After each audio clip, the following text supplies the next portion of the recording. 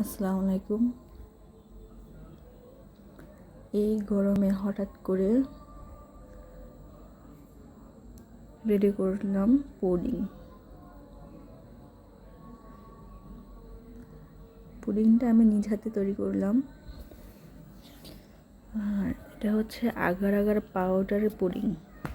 এখানে যুক্ত হয়েছে দুধ, কর্নফ্লাওয়ার আর হচ্ছে আগার আগার পাউডার, চিনি।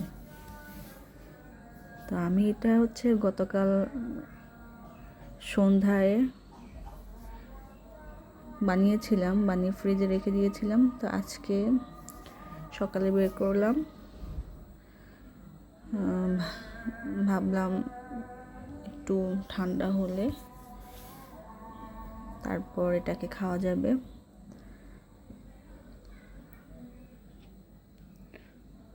তো পুডিংটা খুবই সফট, খেতেও খুবই স্বাদ ছিল। আমি এই প্রথম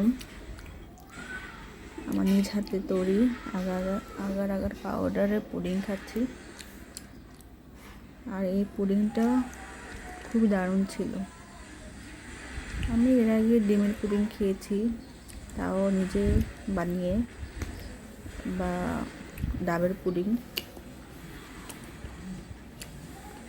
তো শুধু দুধ দিয়ে পুডিংটা এই ফার্স্ট টাইম খেলাম, ভালোই লাগলো।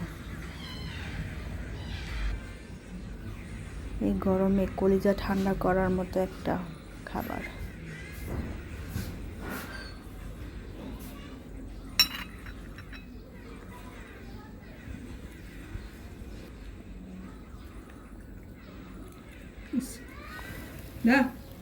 কতটা দেখতে লোভনীয় লাগছে।